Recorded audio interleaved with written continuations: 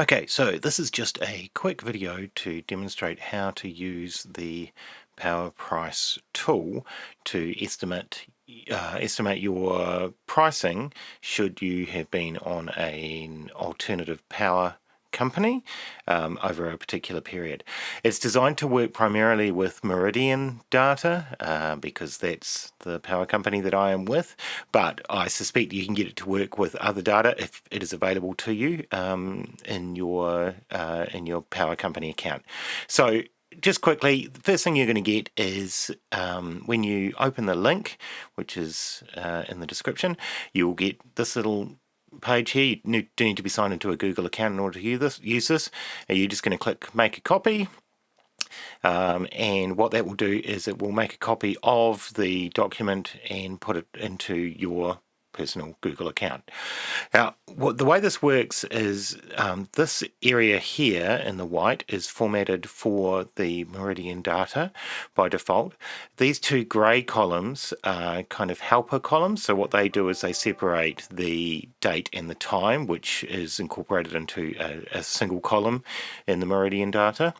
And then down the side here are all of the different plans. Now, I've actually already kind of preset a number of common plans in here.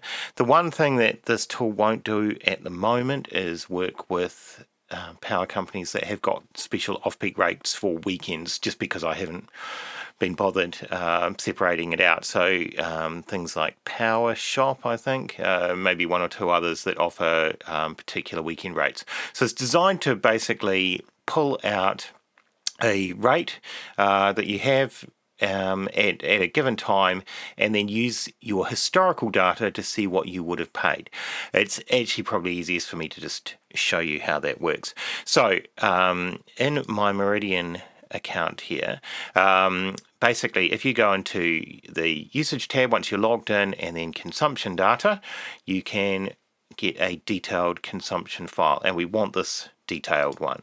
So we'll just pick a particular date. So if we go back and we say do last month, I can just do that and download it. What it's going to do is it's going to download a CSV file of that data. Now just hang on to that. We'll just flick back over to here, and with the Meridian data, and this is where it's sort of nice that it's been designed primarily for it, you can just click in this top A1 cell here and then go File, and where am I looking for? Import, and go Upload, and then we can just get this file. I'll just quickly drag it over here. Drag that into there, and what we want to do is we want to replace the data at the selected cell. Now this is where it may not work if you've got data from other companies, because this is obviously, as I say, formatted for the Meridian data, and then just detect automatically. Make sure that this is ticked and go import data. And as you can see, that populates all of this white area. These are helper columns, so they're basically just taking this start period and splitting it into a date and a time. So the key thing to note about this is actually most of this data you don't need. So the data that I have blacked out here, you do not need. That's just your personal customer data. The only data that you actually need is the start date and time, which is column J here, and also the kilowatts used, which is column M. Okay, so P and Q will be automatically generated, as will all of these ones down here. So if you've got data that includes basically the start time, and mine is done in half-hour lots, and the kilowatts used during that period, then that will work. There's a couple of little quirks with the Meridian data which I have had to work around. So as you can see, if we scroll down here, you'll see that at the end of every 24-hour period, we get a day total and a night total. So they needed to be eliminated from the totals. So I've done that by reducing the times. So that's one of the quirks when you are using the start, putting in your different start and end times. If you are going to sort of customize this, that's just one thing to bear in mind.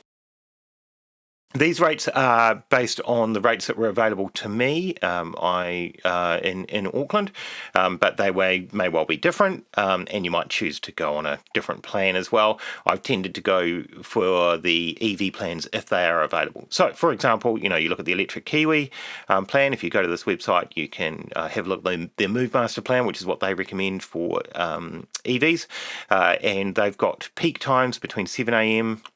Sorry, it does have a little error there, which I haven't been able to fix, but it doesn't affect the operation of it. So yeah, start time of 7 a.m. through to 9 a.m. Note that it is 8:58 in the time. So you just literally use the drop down there, and then the rate, and this was the rate that they gave me. So that is the you've got it if you've got peak or off-peak crossing over the sort of midnight line, that you have to do that in 2 blocks.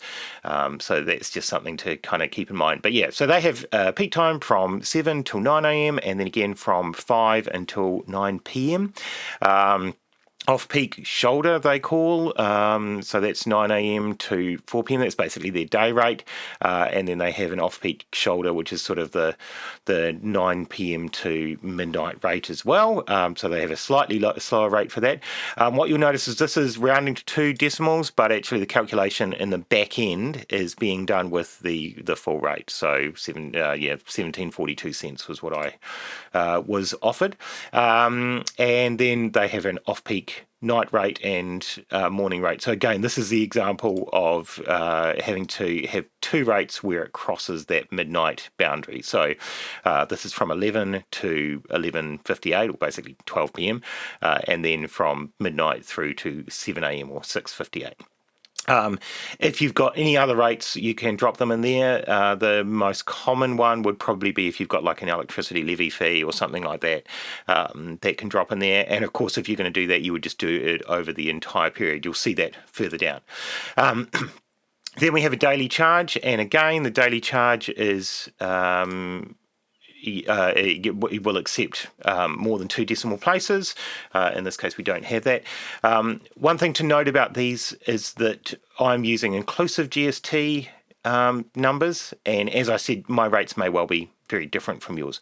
If you put 0 in here, or you just leave it blank, you'll get no calculation. So don't worry about any of these numbers if you've got a sort of a 0 line. But yeah, so daily charge there, you'll see this has automatically worked out the number of days, 31 days, and drop that in there. It gives you totals for the off-peak, the peak rate, any other rates, so that might be other levies or something, and then a fixed rate total as well, which is basically your daily charge, and then you get a total from that. If you want to, or if it's available to you, if you get things like prompt payment discounts, you can drop those in there as well. So you might say, I get a 2% prompt payment discount, and then that's going to be your total for this period if you had been with this particular company during that period. You can see here's the Meridian plan. This is the plan that I am on. So yeah, again, rounded figures. Theirs is quite simple. They just have an overnight rate from 9 p.m. until 7 a.m. and then a day rate basically from 7 a.m. until 9 p.m. So you just calculate that plus the daily charge, and you get your figure out of it. Genesis, again, pretty simple rate in there, so that's all pretty easy. Frank, Contact. Contact is kind of an interesting one because they have their 3 hours free, and they also break out the Electricity Authority levy. So I've included both of those things in there. So the Electricity Authority levy, I think from memory, is actually, I think I can see, yeah. So it's only $0.0015. So yeah, like a tenth of a cent. So it's a small amount. That's why it's showing 0.0, but there is actually a number in there. It's calculating out $1.74 for that 31-day period. The 3 hours free, you can see we've calculated in here, and then they've got their sort of standard rest of the day rate, which I've labeled as morning rate, but you can change all of these things. As a general rule, you probably only want to change the stuff in bright green, just to avoid messing up the calculations that are going on in there.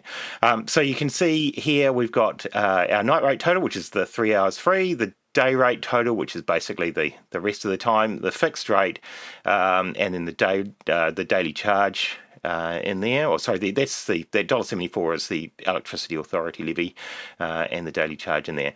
And then I think, I can't remember, one of these guys, actually I think it was, so Genesis did actually offer me up to 5% discount for sort of prompt payments and automatic payments and things like that. So again, you can kind of throw those things in there, but you can probably already pretty clearly see, there's some big gaps in terms of, given the rates that were just offered on their website, in terms of what they're offering. So you can see Contact with the rates that they offered me, $3.25, even that's including their 3 hours of free power.